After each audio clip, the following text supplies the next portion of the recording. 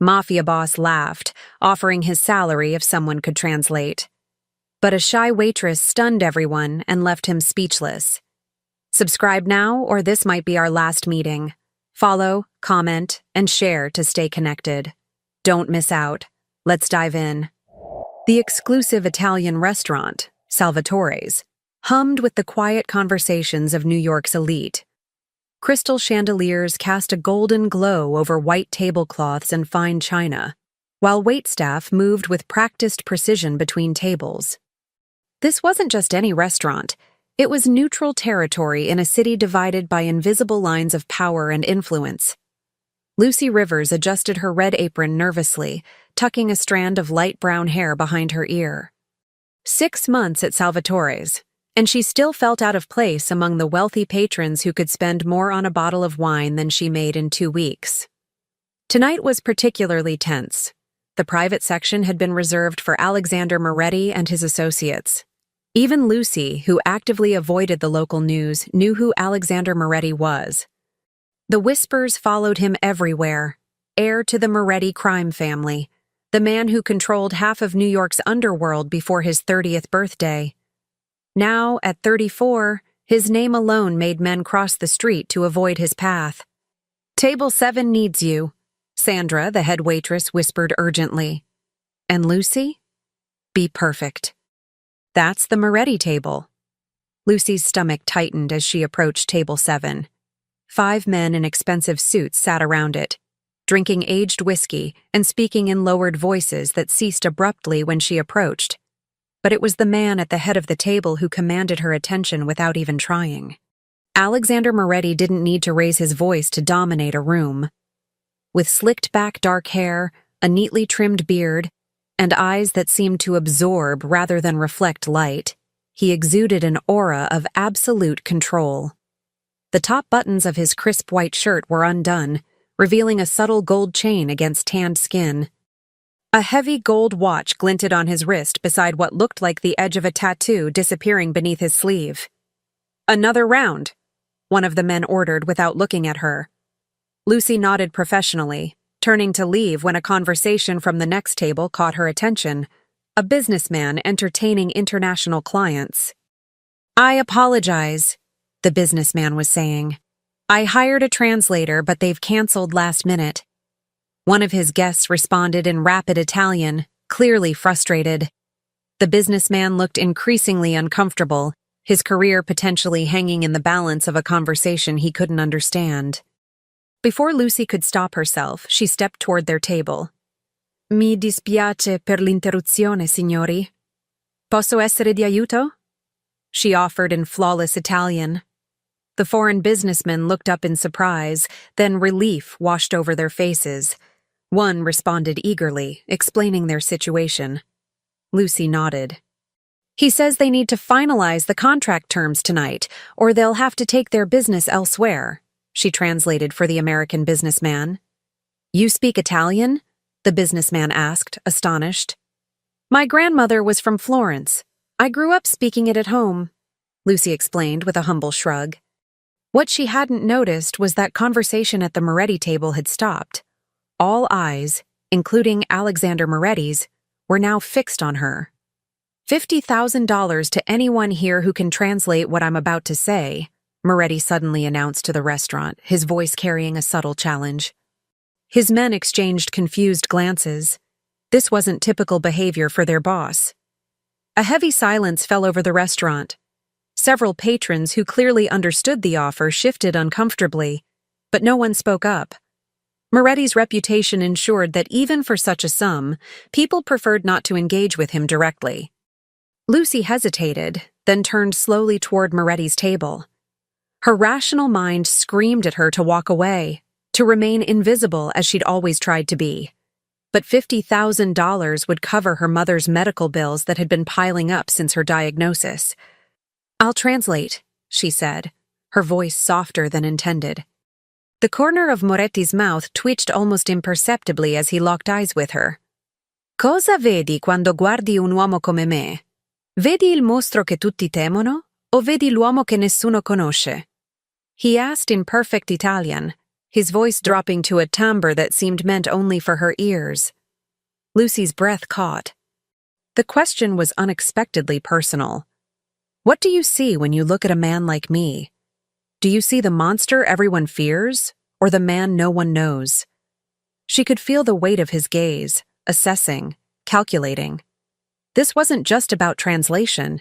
He was testing her for reasons she couldn't fathom. He asked what I see when I look at a man like him, Lucy translated carefully. If I see the monster everyone fears, or the man no one knows.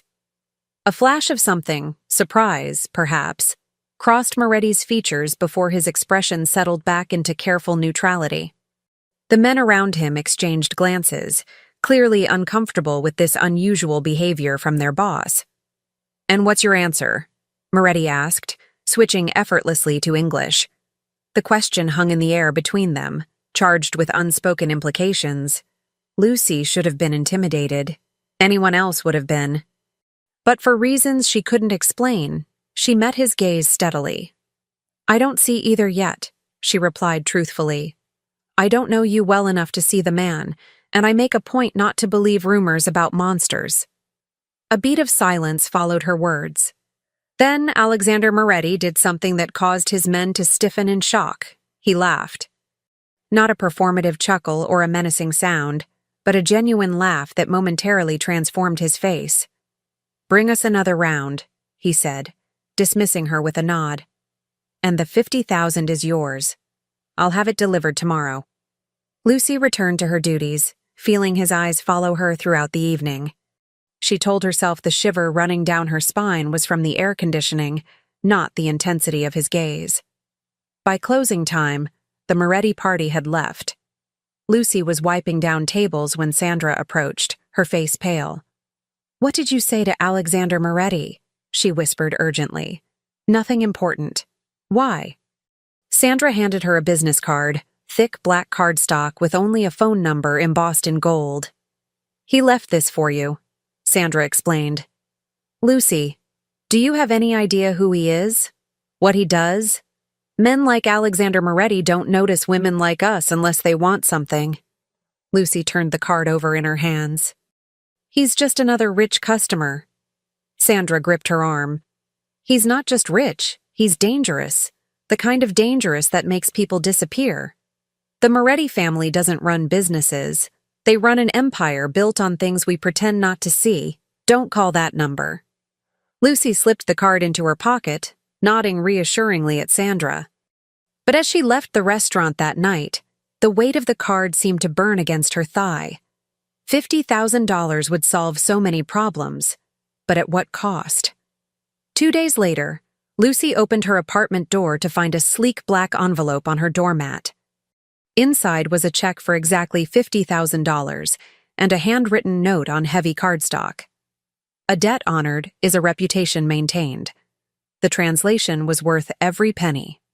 Lucy stared at the check, her hands trembling slightly. How had he found her address?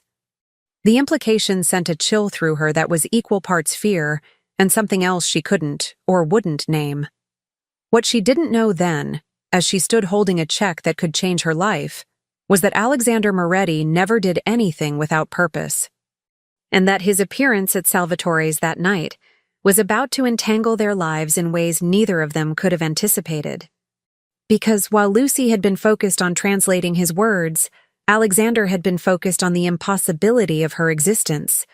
A woman who looked him in the eye without fear, who spoke the language of his ancestors with the ease of a native, and who had no idea that her presence had just disrupted years of carefully laid plans. Lucy hadn't expected to see Alexander Moretti again. Their arrangement had been fulfilled, the translation completed, the payment made.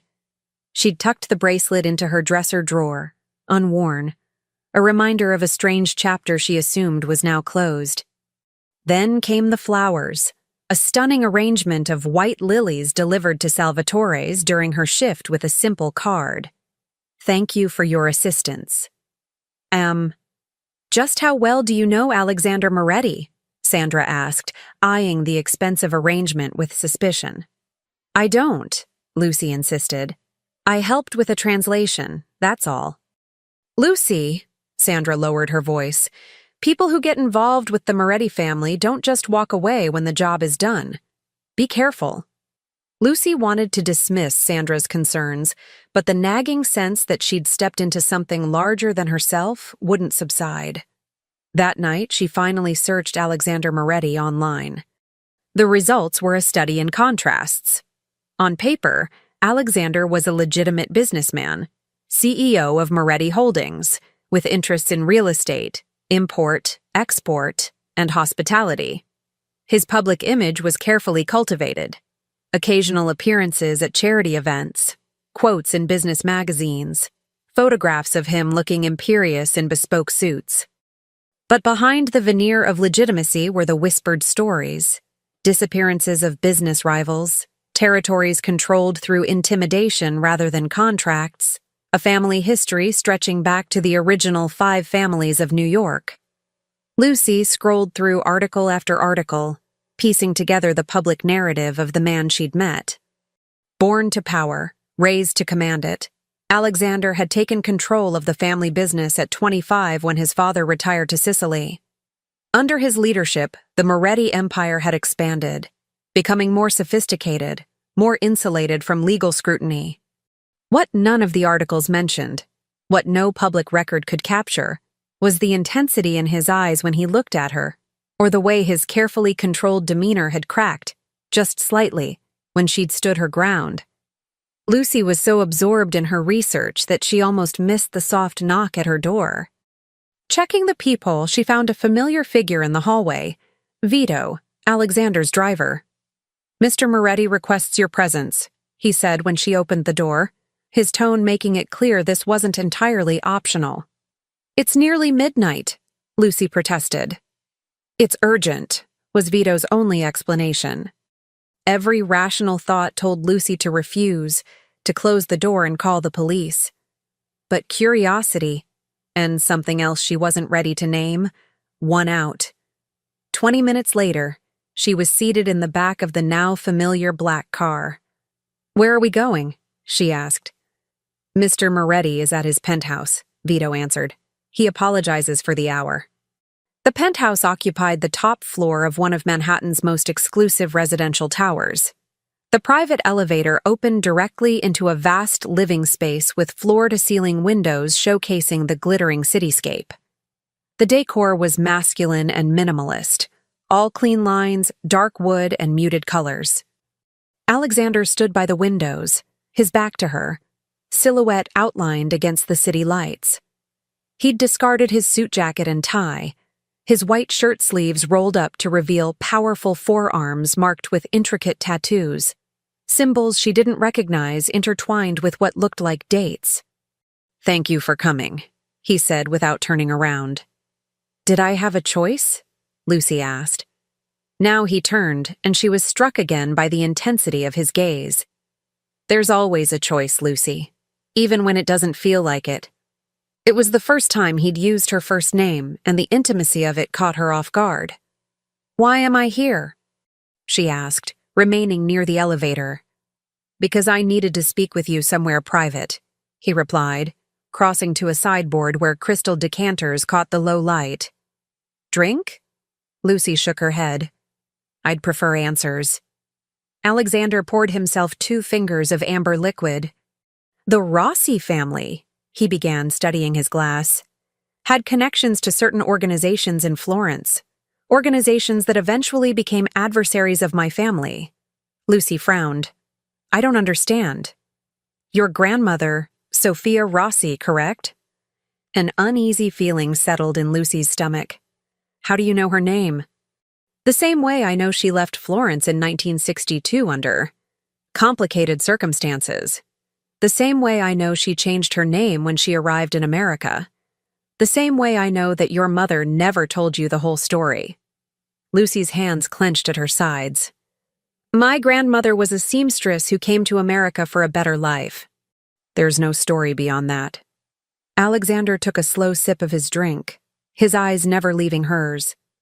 The Rossis weren't just any family in Florence. They controlled the north side of the city for 3 generations. Your grandmother was the last surviving member after a particularly bloody territory dispute. Lucy felt as if the floor had tilted beneath her feet. That's not possible. My grandmother was. She trailed off, memories suddenly rearranging themselves into a new, disturbing pattern.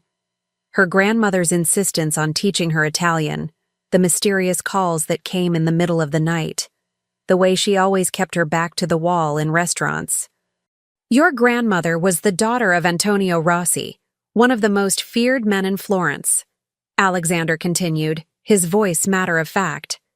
When the rival families moved against the Rossis, they killed everyone except Sophia, who escaped with help from an ally. Why are you telling me this?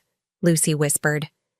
Alexander set down his glass and moved closer, stopping when he saw her instinctively step back.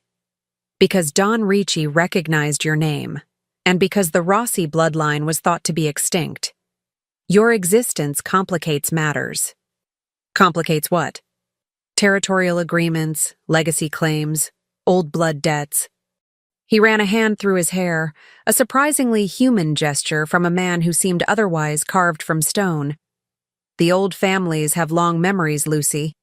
And whether you like it or not, you're part of that history. Lucy shook her head, denial rising in her throat. No, I'm just a waitress who happens to speak Italian. That's it. Alexander's eyes softened fractionally. I wish it were that simple. He reached into his pocket and withdrew a folded photograph, offering it to her. Lucy took it reluctantly. The black and white image showed a group of men in suits standing on the steps of an ornate building. In the center was a man with a familiar smile. Her grandmother's smile.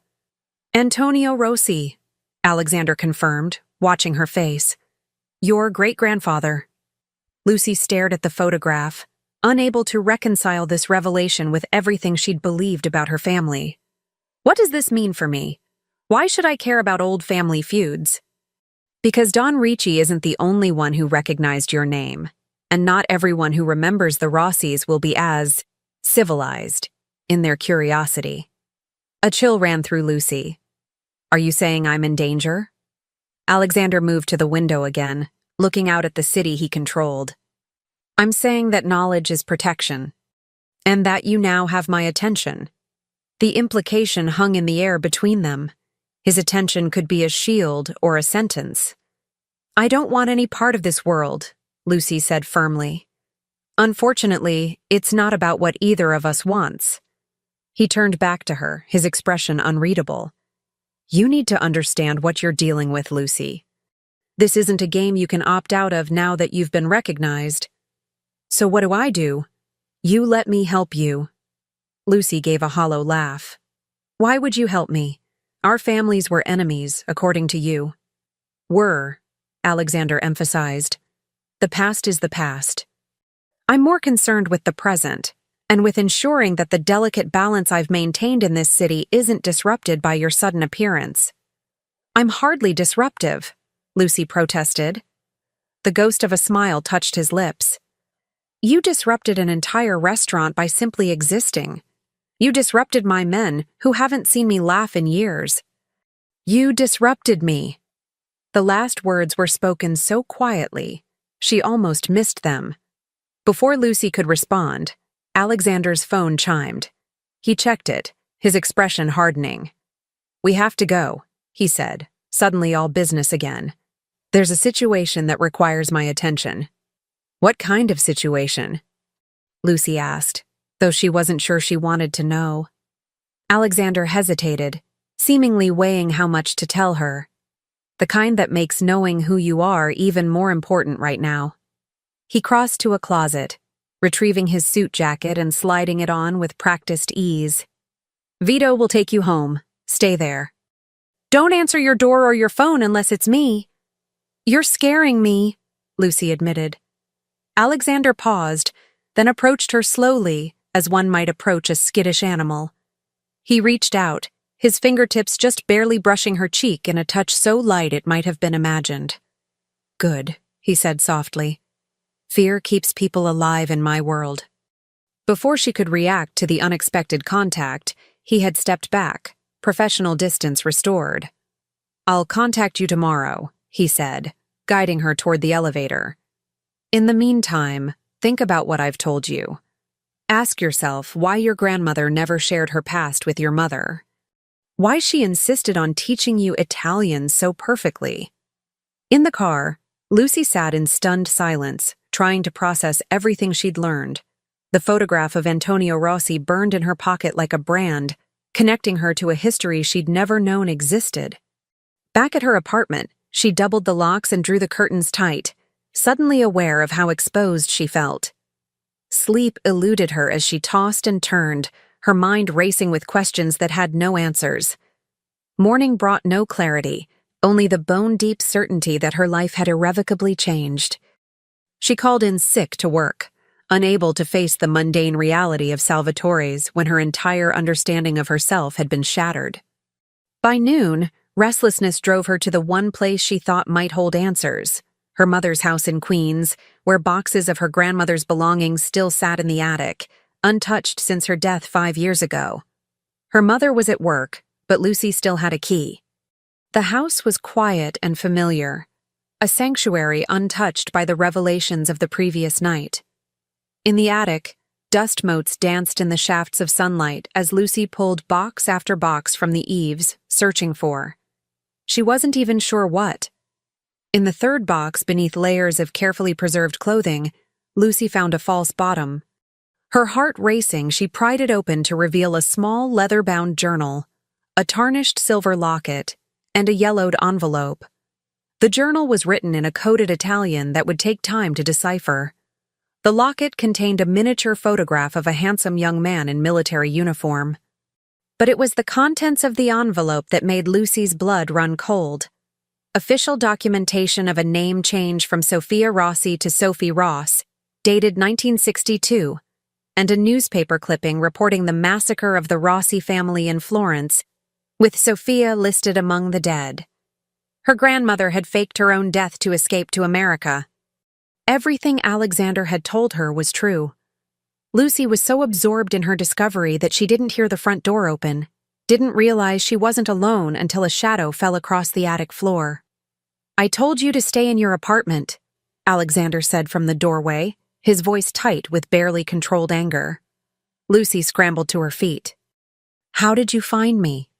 "The same way I found your address. I have people watching you." Under different circumstances, she might have been outraged at this invasion of privacy. Now she could only stare at him. The evidence of her grandmother's deception spread around her like accusatory fingers. "You were telling the truth," she said softly. "I rarely lie," Alexander replied, his anger seeming to dissipate as he took in her stunned expression. "It's inefficient." He crossed to where she stood, kneeling beside her to examine the items she'd discovered.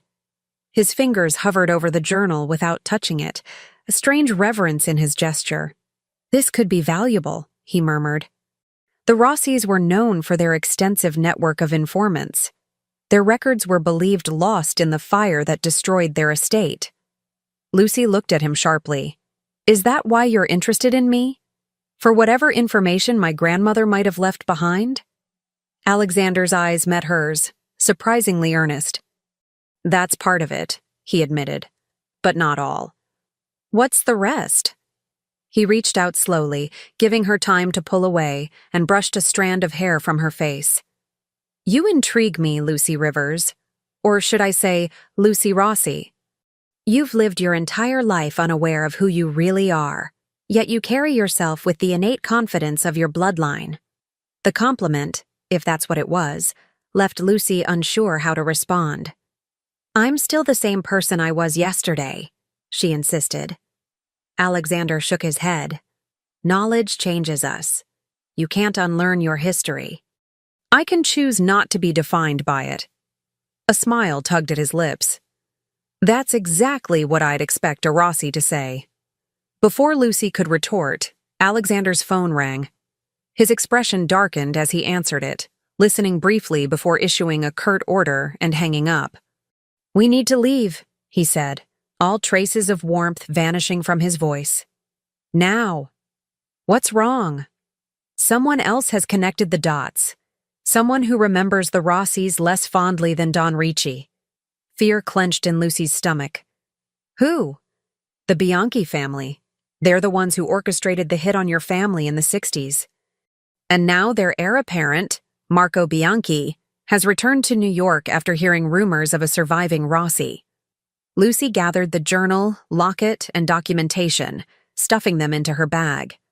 What does he want with me? To finish what his grandfather started, Alexander said grimly, or to use you as leverage in negotiations with me. Either way, you're not safe here. I'm not going anywhere with you, Lucy insisted, even as she continued gathering her grandmother's belongings. I need to warn my mother. If these people are as dangerous as you say— Your mother is already being watched by my men, Alexander cut in, his tone brooking no argument. The safest thing you can do for her is to come with me now. The Bianchis will target you first to draw you out. Lucy hesitated, torn between her instinct to run and the undeniable logic of his words. How do I know I can trust you? She asked. For all I know, the Morettis could have been enemies of the Rossis too. Something flickered in Alexander's eyes. Respect, perhaps. We were business associates, not enemies. Your great-grandfather and mine maintained a mutually beneficial arrangement for decades. He extended his hand to her, a gesture both commanding and oddly gentle. You can read your grandmother's journal once we're somewhere secure. For now, we need to leave. Against her better judgment, Lucy placed her hand in his. His fingers closed around hers, warm and surprisingly gentle despite their strength. The simple contact sent an unexpected current through her body, a sharp reminder that beneath the fear and confusion, there was something else brewing between them, something just as dangerous in its own way. Alexander led her quickly down the stairs and through the house. A black SUV with tinted windows idled at the curb, Vito at the wheel, and another man in the passenger seat, his broad shoulders and watchful eyes marking him as security. This is Enzo, Alexander introduced as they settled in the back seat. He'll be part of your security detail until this situation is resolved. Security detail? Lucy echoed. How long do you expect this situation to last? Alexander's jaw tightened. Until Marco Bianchi is no longer a threat. The implications of that statement hung in the air between them. Lucy turned to stare out the window as the SUV pulled away from her mother's neighborhood, trying to reconcile the mundane streets of Queens with the shadowy world she'd been thrust into. Where are we going? She asked after several minutes of silence. One of my properties upstate. It's secure, remote, and not connected to me in any public records. The city gradually gave way to suburbs, then to the lush greenery of upstate New York. Lucy watched the transformation through the window, feeling increasingly untethered from her normal life with each passing mile. 2 hours later, they turned onto a private road that wound through dense forest before opening onto a clearing where a modern glass and stone structure rose organically from the landscape. Unlike the ostentatious mansions of the nouveau riche, this house was understated in its luxury, designed to blend with its natural surroundings while offering uncompromising security. High-tech surveillance cameras disguised within the architectural elements, grounds that provided no cover for approach. It's beautiful, Lucy murmured despite herself as they pulled into a covered garage. My mother designed it, Alexander replied, a hint of unexpected softness in his voice. She believed that power didn't need to announce itself to be effective. Inside, the house was a study in restrained elegance, clean lines, natural materials, and floor-to-ceiling windows that framed the forest like living art. A housekeeper appeared silently to take Lucy's bag, while Enzo and Vito conducted a security sweep with practiced efficiency. You'll stay in the East Wing, Alexander informed her, leading the way through the main living area. My mother's old suite. It has its own terrace and study.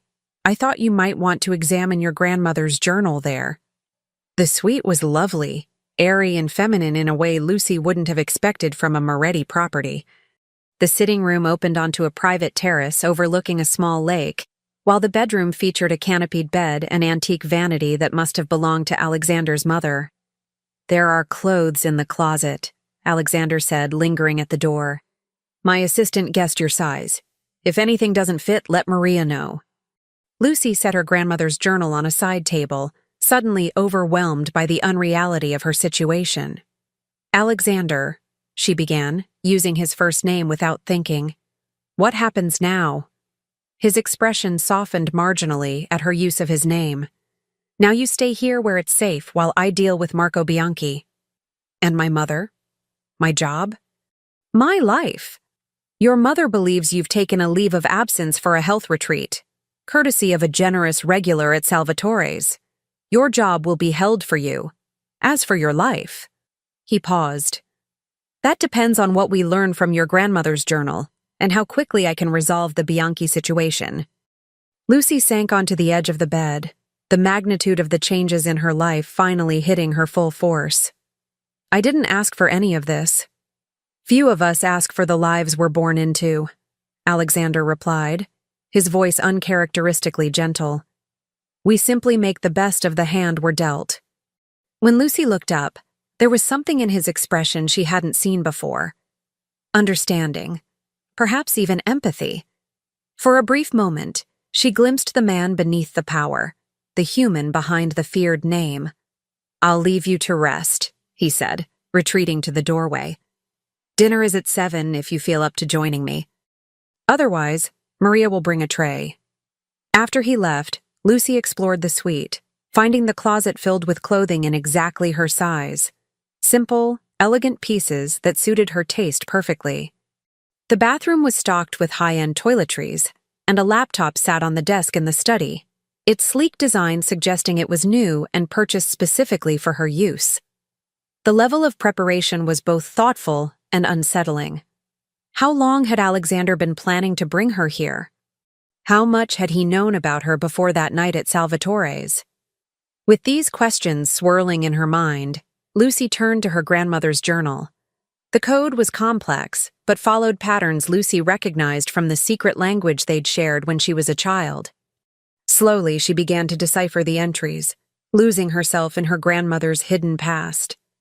Hours passed as Lucy pieced together the truth of Sofia Rossi's life, her position as the daughter of a powerful family, her forbidden romance with a young man from a neutral faction, the betrayal that led to her family's destruction, and her harrowing escape to America with the help of an unnamed ally from the Moretti family.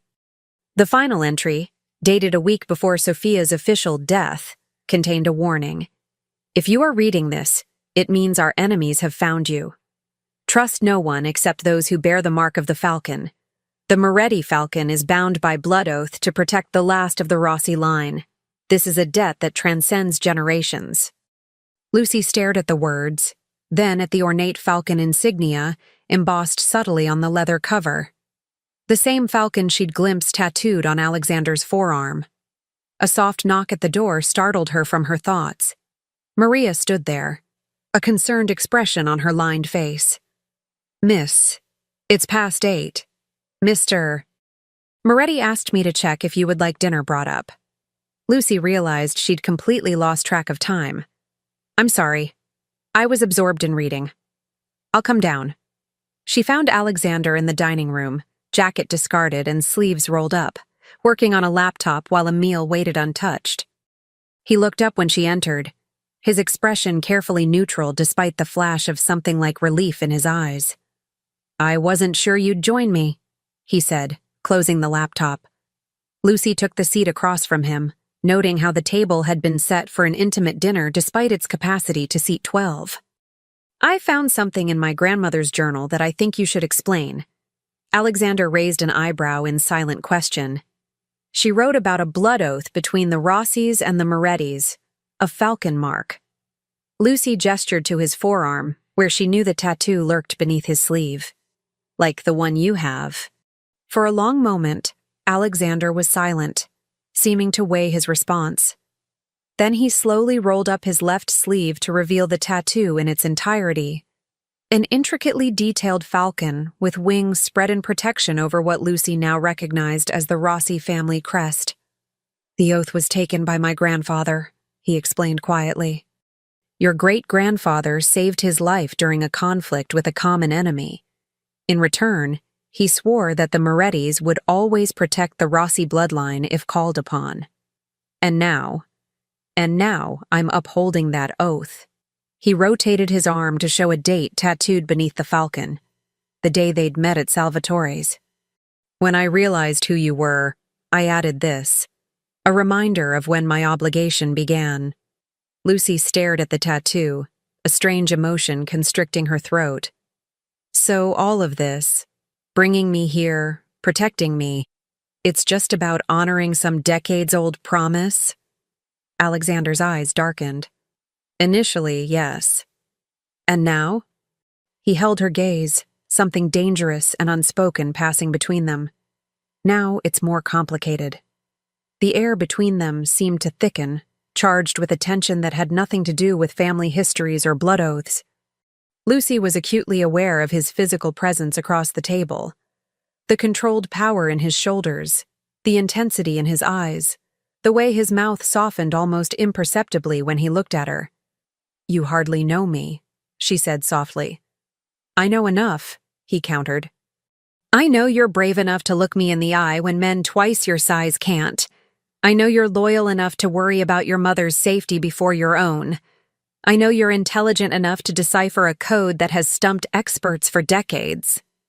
He reached across the table, his fingers stopping just short of touching hers. And I know that when I'm with you, I feel something I haven't felt in a very long time. What's that? Lucy asked, her voice barely audible. Possibility, Alexander answered simply. The word hung between them, fraught with implications. Lucy felt herself drawn toward him despite every rational thought warning her away. This man was dangerous, not just because of his position or power, but because of how he made her feel. Like she was standing at the edge of a precipice, one step away from a fall that would change everything. Before either could act on the tension building between them, Alexander's phone vibrated on the table. His expression hardened as he checked the message. Marco Bianchi has made contact, he said, all softness vanishing from his voice. He's requesting a meeting. What does that mean? Lucy asked, the moment broken. It means he's willing to negotiate. Alexander's eyes met hers, cold and calculating once more. He's offering terms. What kind of terms? Alexander's jaw tightened. A marriage alliance, between you and his son. Lucy's stomach dropped. That's medieval. It's business, Alexander corrected, though the disgust in his tone belied his words. Old families still operate by old rules. Marco is trying to legitimize his claim to former Rossi territories by binding your bloodline to his. And if I refuse? Then negotiations fail, and we move to less civilized methods of conflict resolution. Lucy pushed away from the table, suddenly unable to sit still. This is insane. I can't be bartered away like some medieval princess. Alexander rose as well, his height and presence filling the space between them. No one is bartering you away, Lucy. I won't accept his terms. Why not? Isn't that the simplest solution to your problem? Something dangerous flashed in his eyes. Because you're under my protection. He stepped closer, close enough that she could feel the heat radiating from his body. Because the oath I honor gives me the right to refuse any claim on your behalf. And what if I decided to accept? Lucy challenged, tilting her chin up defiantly. To end this situation? In one fluid movement, Alexander closed the distance between them, his hand coming up to cradle her face with surprising gentleness. You won't, he said with absolute certainty. You don't know what I'll do, Lucy whispered, even as she found herself leaning into his touch. I know that the same fire that helped your grandmother escape death runs in your veins, he murmured, his thumb tracing the line of her jaw. You won't surrender to threats. It's not in your nature. Their faces were inches apart now, his eyes dark with an emotion Lucy was afraid to name. She should step away, maintain the distance that sanity demanded. Instead, she found herself swaying closer, drawn by a pull that defied logic. "Alexander," she breathed, unsure if it was a question or a warning. He answered by closing the final distance between them, his lips capturing hers in a kiss that started gentle but quickly blazed into something fierce and consuming. His arms enveloped her, strong and secure, as her hands found their way to his shoulders, then his hair, fingers tangling in the dark strands. The kiss deepened, years of Alexander's carefully maintained control crumbling as Lucy responded with equal fervor. This was madness. She hardly knew him. He was dangerous in ways she was only beginning to understand. But in this moment, none of that mattered. There was only the heat of his body against hers, the taste of him, the surprising tenderness in the way he held her as if she were something precious. When they finally broke apart, both breathing heavily, Lucy saw raw vulnerability in Alexander's eyes, an expression she suspected few had ever witnessed. "This complicates things," he said, his voice rough. Lucy gave a small, breathless laugh. "I think things were already complicated." Alexander brushed a strand of hair from her face, his touch lingering against her cheek.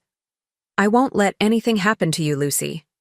Not because of an oath, not because of your bloodline, but because—" He stopped, seeming unable to find the words for whatever was growing between them. "Because?" Lucy prompted softly. Before Alexander could answer, a security alarm blared through the house.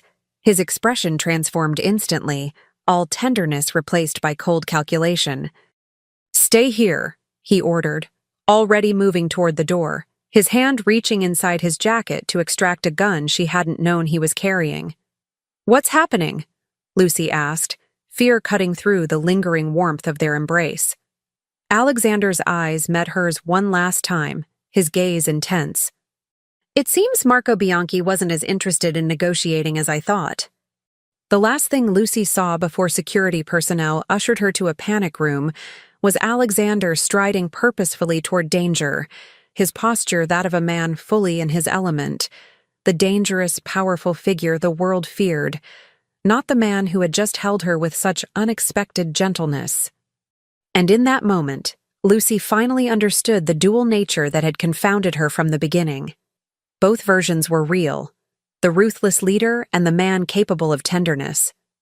The monster everyone feared and the man no one knew. The question now was which one would return to her when the night was over. Time lost meaning in the windowless panic room. Lucy paced the small space, her mind racing between fear for Alexander's safety and frustration at being locked away from the action. The security monitors showed only empty hallways and rooms.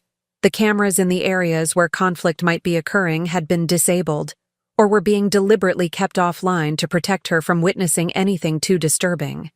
Hours passed before the heavy security door finally hissed open. Lucy's heart leapt to her throat, relief washing over her as Alexander stepped inside. His appearance, however, stopped her cold. His pristine white shirt was now spotted with blood, a bruise darkening along his jaw, and his eyes held a coldness she hadn't seen before. "Are you hurt?" she asked, crossing to him without thinking. "It's not my blood," he replied flatly, though he didn't stop her when her fingers gently traced the bruise on his face. "What happened?" Alexander's jaw tightened. "Marco Bianchi sent men to extract you. They failed." The clinical way he delivered this information sent a chill down Lucy's spine. This was the Alexander Moretti the world feared, the man who dealt with threats permanently and without remorse. "Did you?" She couldn't bring herself to finish the question. "They've been handled," he said simply. But this was just the first move. Bianchi will try again, with more men and better intelligence. Lucy sank onto the edge of a chair, the reality of her situation crashing down on her. "People could have died tonight because of me." Alexander knelt before her, taking her hands in his. The tenderness of the gesture contrasted sharply with the violence evident in his appearance. "No," he said firmly. "People could have died tonight because Marco Bianchi is a power-hungry opportunist who sees you as a pawn. None of this is your fault, Lucy." She looked into his eyes, searching for the man who had kissed her hours earlier. He was still there, beneath the cold exterior of the crime lord, the duality of him both terrifying and compelling. "We need to move you," Alexander continued, rising to his feet. "This location has been compromised." "Where?" "My main residence in the city. It's more heavily fortified, and I need to be there to coordinate our response to Bianchi." Lucy nodded, too exhausted to argue. The night's events had drained her, leaving only a numb acceptance in their wake. The journey back to the city passed in tense silence. Alexander worked on his phone, issuing instructions in terse Italian that Lucy was too tired to fully translate. Twice he reached across the seat as if to touch her, only to pull back at the last moment, the barrier between them palpable after what they'd shared and what had followed. Alexander's city residence proved to be a fortress disguised as a luxury penthouse. The entire top 3 floors of a building he owned had been converted into a secure compound with state-of-the-art security, bullet-resistant glass, and a staff that moved with military precision.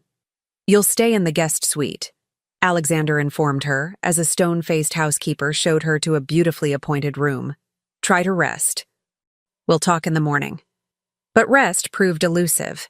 Every time Lucy closed her eyes, she saw Alexander's blood-spattered shirt, the cold emptiness in his gaze as he'd said, "They've been handled." She'd known intellectually what kind of man he was, what his position demanded, but seeing the aftermath of violence had made it viscerally real in a way she couldn't ignore. Dawn found her sitting on the windowsill, watching the city wake beneath her. New York looked different from this height, smaller somehow, its streets forming the veins and arteries of an organism Alexander controlled from this lofty perch. A soft knock drew her attention. Alexander stood in the doorway, freshly showered and immaculately dressed, no trace of the previous night's violence except for the bruise along his jaw. "You didn't sleep," he observed. "Neither did you," Lucy countered, noting the shadows beneath his eyes. He acknowledged this with a slight nod, entering the room but maintaining a careful distance. "We need to discuss our next steps." "Our?" Lucy questioned. "I'm still trying to understand how this became my fight." Alexander's expression softened fractionally. "It became your fight the moment Marco Bianchi learned of your existence. Whether you want it or not, you're a Rossi, and that name still carries weight in certain circles. So what do we do?" "I've called a meeting of the 5 families," Alexander said, his tone matter-of-fact despite the weightiness of his words. "The first full council in over a decade. Marco Bianchi has violated our territorial agreements and peace accords. He'll be held accountable." Lucy stared at him. "Like in The Godfather? That's a real thing?" A ghost of a smile touched Alexander's lips. "Hollywood gets some things right. The council operates as a governing body for disputes between families. Bianchi's actions warrant intervention." "And what about me? Am I supposed to attend this council meeting?" "No," Alexander said firmly. "Your presence would only inflame the situation. But your name will be acknowledged, your lineage confirmed. The Rossi family will be formally recognized as under Moretti protection." Lucy rose from the windowsill, frustration bubbling up. "So I just sit here, locked away, while my fate is decided by a room full of men I've never met?" Alexander's jaw tightened. "This is how our world works, Lucy." "It's not my world," she shot back. "It is now," he replied, his voice gentler than his words. "Whether by choice or circumstance, you're part of this life now. The sooner you accept that, the better equipped you'll be to survive it." Lucy turned away, staring out at the city again. "And if I don't want to just survive? If I want to live?" She felt rather than saw Alexander move closer, the heat of his body suddenly at her back, though he didn't touch her. "Then you adapt," he said quietly. "You learn the rules, then figure out how to bend them without breaking them. That's what your grandmother did." Lucy turned to face him, finding herself mere inches from his chest. "Is that what you do? Bend without breaking?" Alexander's eyes darkened. "I do what's necessary to protect what's mine." The possessive word hung between them, its implications clear. Lucy should have been offended, should have rejected the notion that she belonged to anyone. Instead, she felt a traitorous warmth spreading through her. "I'm not yours," she said, the words lacking conviction even to her own ears. Alexander reached up slowly, giving her time to pull away, and traced the line of her cheek with his fingertips. "Aren't you?" he murmured. "The moment you walked into my protection, the moment you accepted my help, perhaps even the moment you first looked me in the eye without fear, something changed between us." Lucy wanted to deny it, but the same electric current that had sparked between them the night before hummed beneath her skin at his touch. "This is insane," she whispered. "I barely know you." "And yet you know me better than most," he countered. "You see both sides of me, the man and the monster, and you're still here, still looking me in the eye." His hand slid to cup the nape of her neck, gentle despite the strength she knew it contained. Lucy found herself leaning into his touch, her body betraying her mind's misgivings. "The council meets tonight," Alexander said, his voice rough. "Until then, I need to know you'll stay here, where it's safe. And after the council? What then?" His eyes held hers, sincere despite their intensity. "Then we figure out what this is between us, without the immediate threat of Bianchi hanging over our heads." It was the closest thing to a declaration she was likely to get from a man like Alexander Moretti, a promise of possibility, a future worth considering. Lucy nodded slowly. "I'll stay, but I want updates, Alexander. Real ones. Don't shelter me from the truth of what's happening." A smile touched his lips, a genuine one that transformed his face. Anyone else would be begging for ignorance. "I'm not anyone else," Lucy replied simply. "No," he agreed, his thumb tracing her lower lip in a touch so gentle it barely registered. "You're not."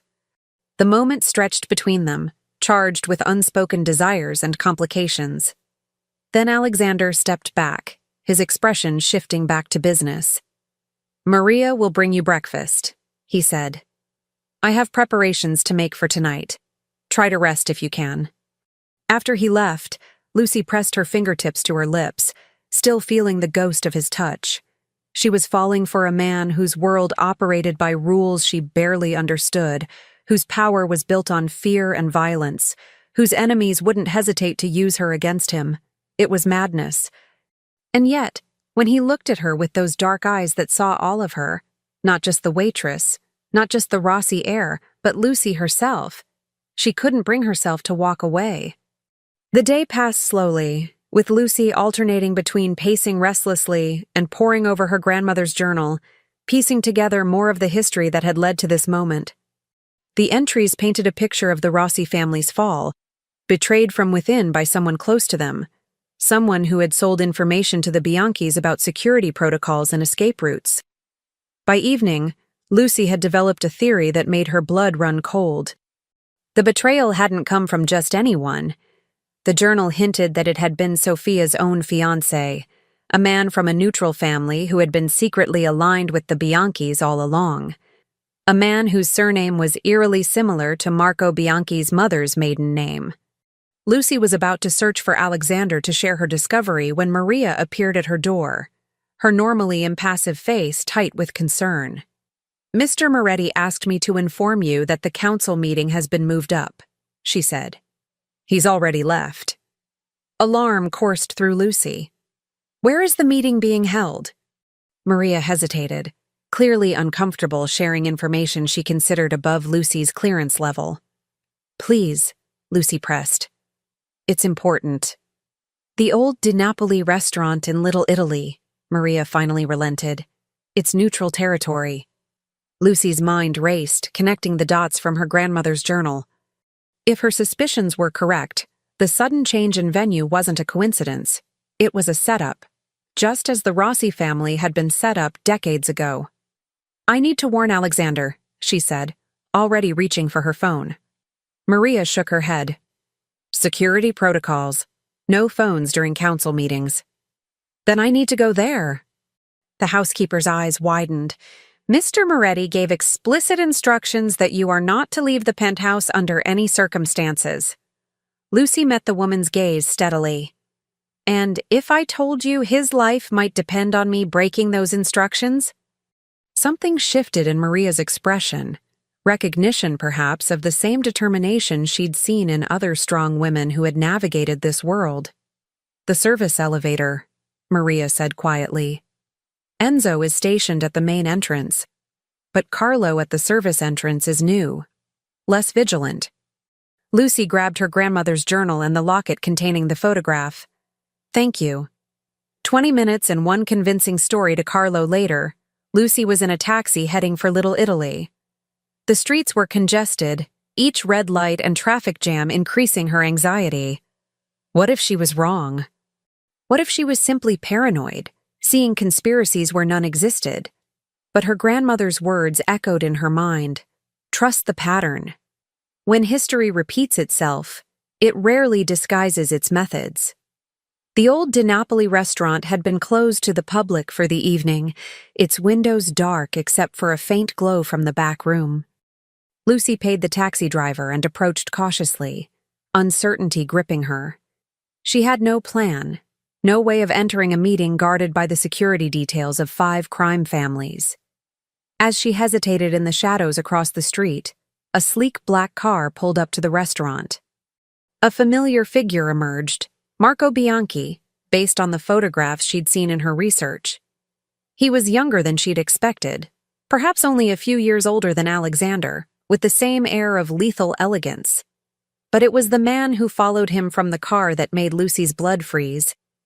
Elderly, but still imposing, he matched the faded photograph in her grandmother's locket, the man who had been engaged to Sofia Rossi before betraying her family to the Bianchis. This wasn't just a meeting. It was an ambush with decades of planning behind it. Lucy was considering her limited options when a hand clamped over her mouth from behind, stifling her startled cry. "Don't scream," a woman's voice whispered in her ear. "I'm here to help." The hand slowly released her. Lucy turned to find herself face to face with an elegant woman in her 50s, her silver-streaked dark hair and sharp features vaguely familiar. "Who are you?" Lucy demanded, backing away slightly. "Francesca Moretti," the woman replied. "Alexander's mother, and you are the Rossi girl who has turned my son's carefully ordered world upside down." Lucy stared at her in shock. "Alexander said you were in Sicily." A smile curved Francesca's lips. "My son prefers to know where everyone is at all times. I prefer to maintain some independence." Her expression turned serious. "Now, tell me why you're here instead of safely locked away in my son's fortress." Quickly, Lucy explained her discovery about the betrayal and her fears about the council meeting. Francesca's face hardened. "History does indeed repeat itself. Come with me." She led Lucy around the block to an unassuming door that appeared to lead to an apartment above a bakery. Inside, however, was a narrow passage that connected to the restaurant's upper floor. "The original owner was my father's cousin," Francesca explained as they moved silently through the passage. "The families think they know all the secrets of this place, but some were kept within bloodlines. They emerged into what had once been an office, now dusty with disuse. Through a vent in the floor, they could hear voices from the meeting room below. "Insult to all of us," Marco Bianchi was saying, his voice smooth as silk, yet edged with venom.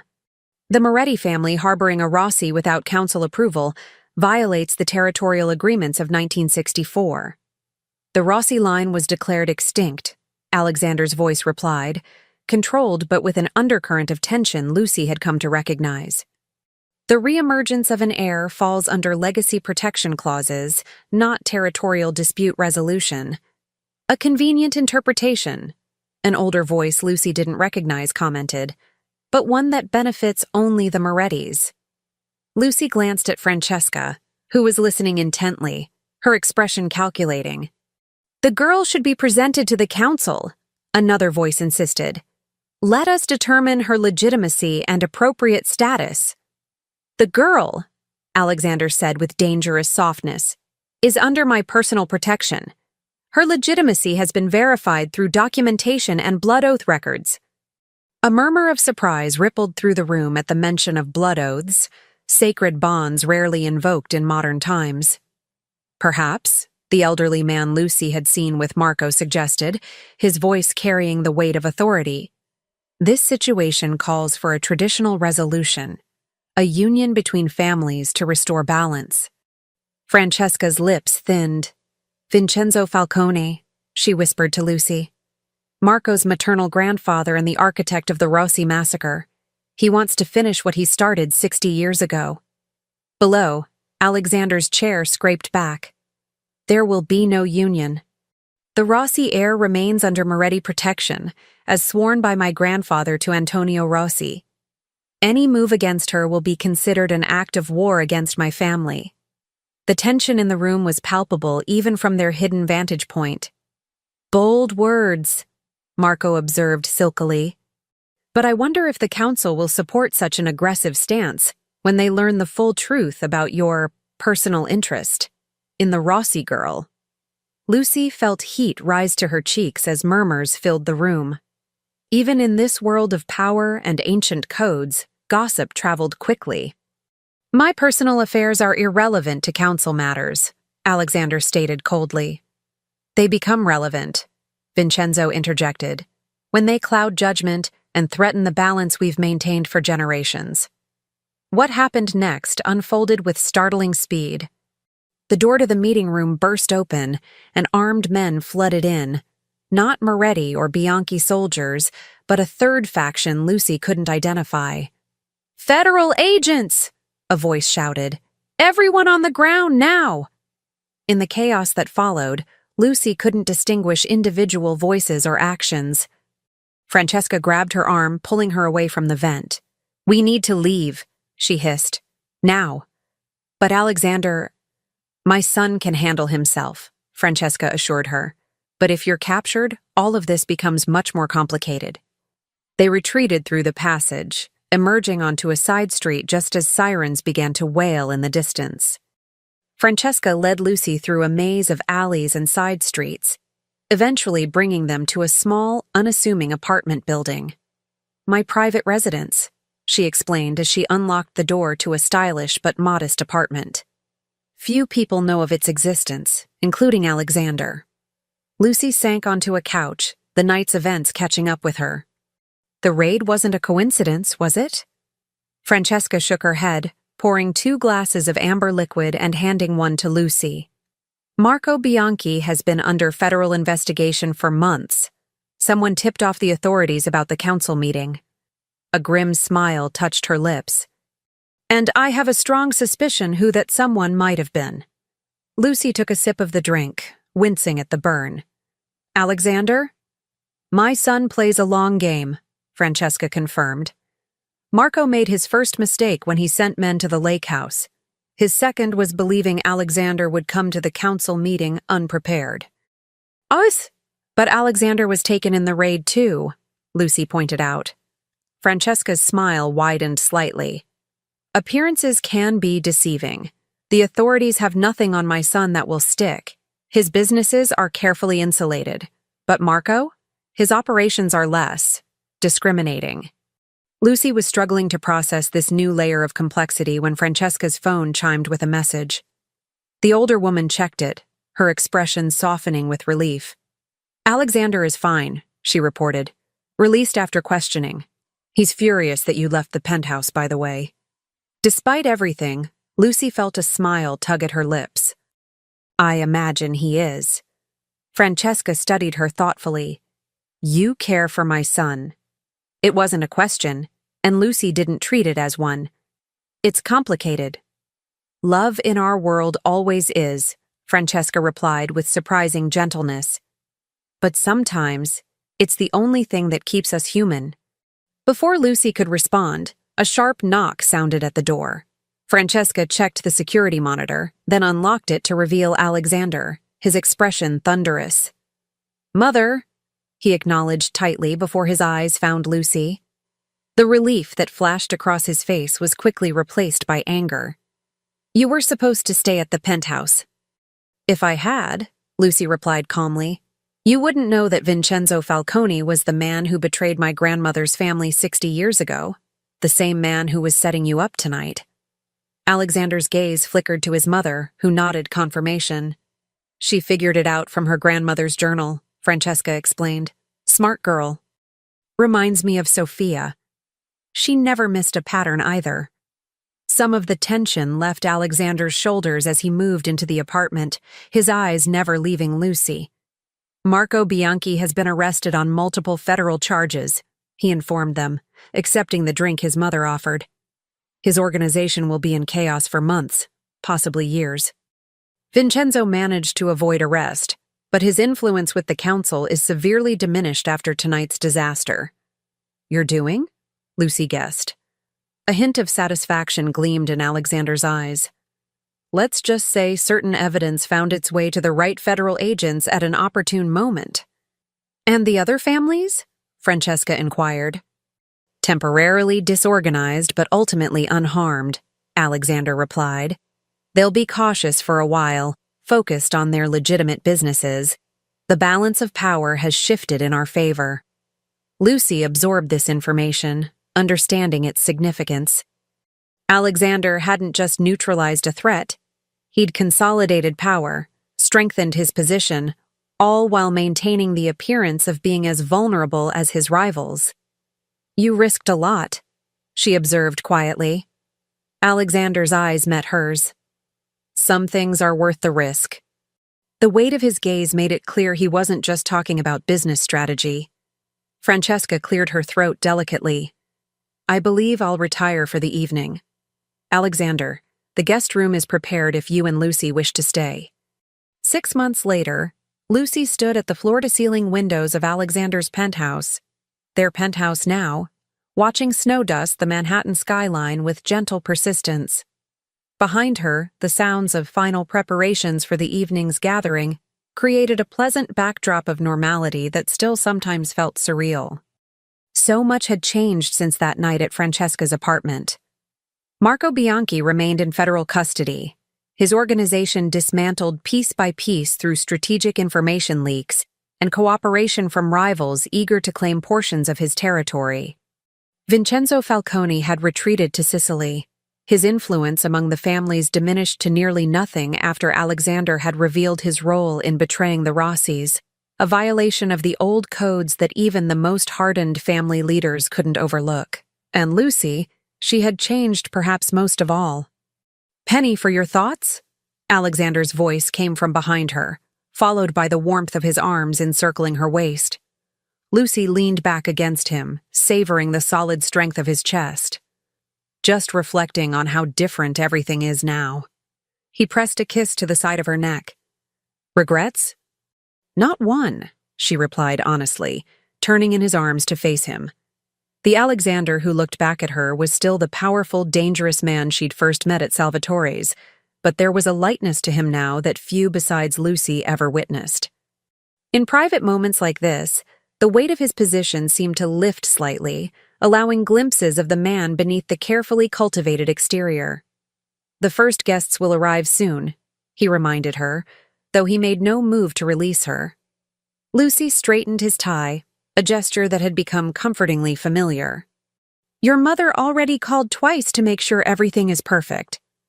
A smile touched Alexander's lips. She's determined to make this the social event of the season. It's not every day the Moretti family officially introduces a long-lost Rossi heir to society, Lucy pointed out, and announces an engagement in the process. Alexander's hand found hers, his thumb brushing over the antique ring that had belonged to his grandmother. Are you ready for this? Once we make the announcement public, there's no going back to anonymity. Lucy considered his question seriously. The past months had been a gradual integration into Alexander's world, learning its rules, understanding its power structures, finding her place within its hierarchy.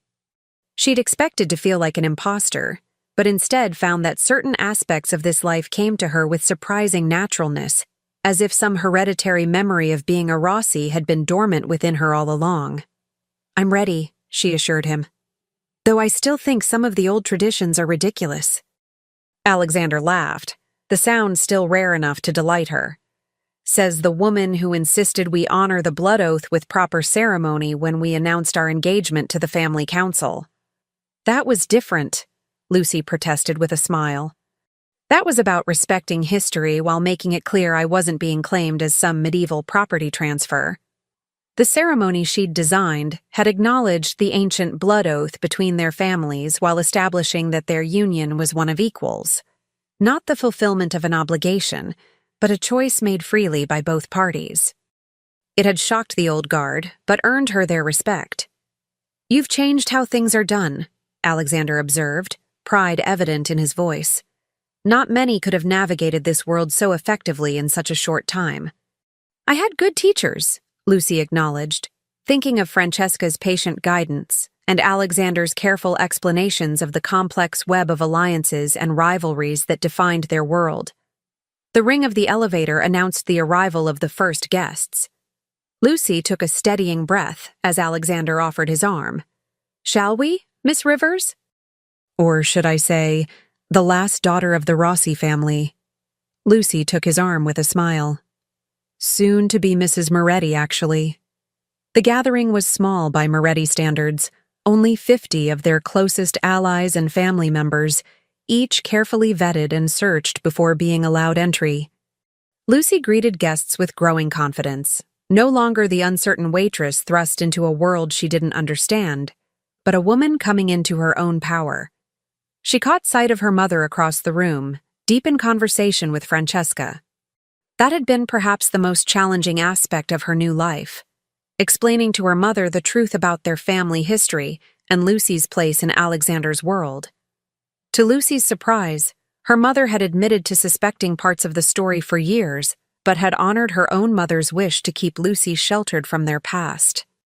"Your grandmother would be proud," a familiar voice commented beside her.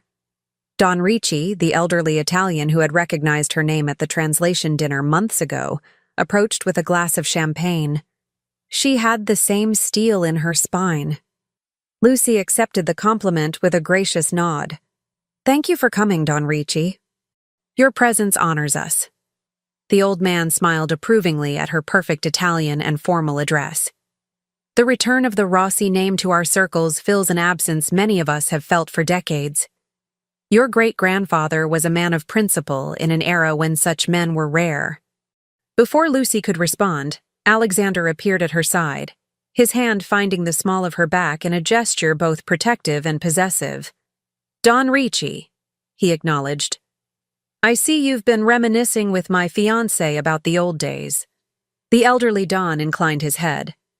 "Simply expressing my pleasure at seeing old wrongs finally righted." The alliance between Moretti and Rossi was always one of the strongest foundations of our world. As the conversation continued, Lucy observed the subtle dance of respect and power that characterized these interactions. 6 months ago, it would have seemed like a foreign language. Now, she read the unspoken messages as clearly as if they were subtitled.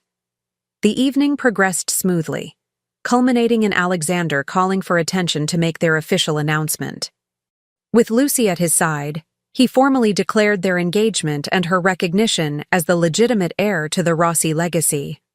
In honor of this union, he concluded, the territories once held by the Rossi family will be restored under joint Moretti-Rossi administration, with profits directed to a foundation established in Antonio Rossi's name.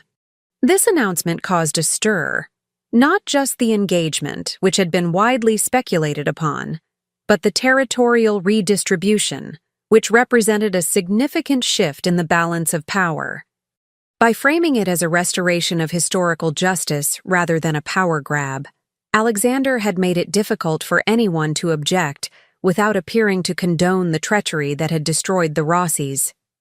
As glasses were raised in toast, Lucy caught Alexander watching her with an intensity that still made her breath catch. For all the political maneuvering and strategic advantages their union represented, what existed between them had grown into something neither had expected, something genuine and powerful that transcended the practical considerations of their world.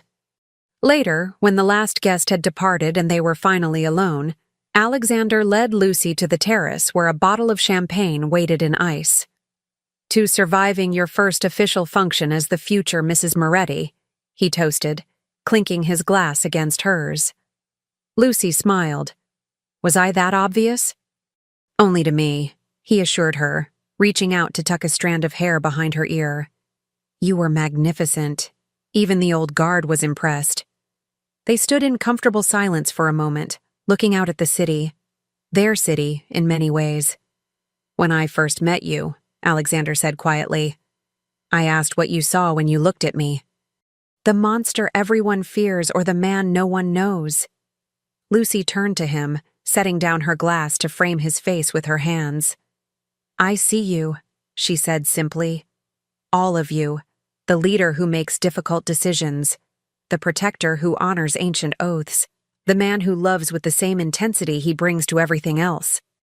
Alexander turned his head to press a kiss to her palm.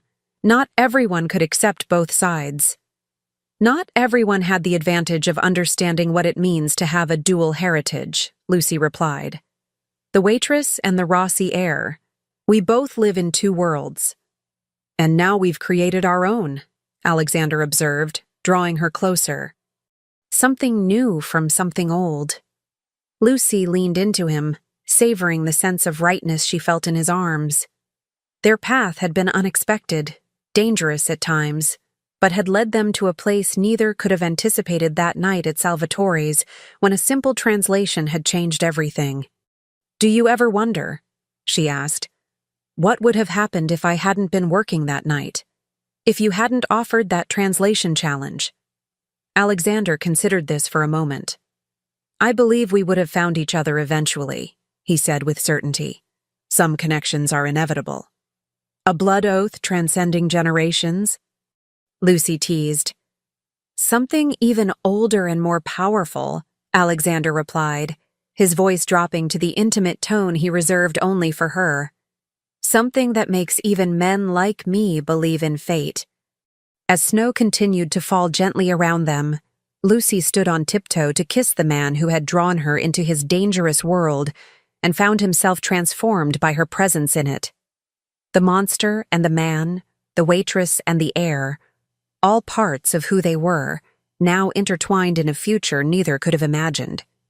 In the distance, the lights of the city twinkled like stars brought down to earth, a kingdom they would navigate together, not as Moretti and Rossi, not as crime lord and translator, but simply as Alexander and Lucy, who had discovered that the most unexpected translations are sometimes the most perfect.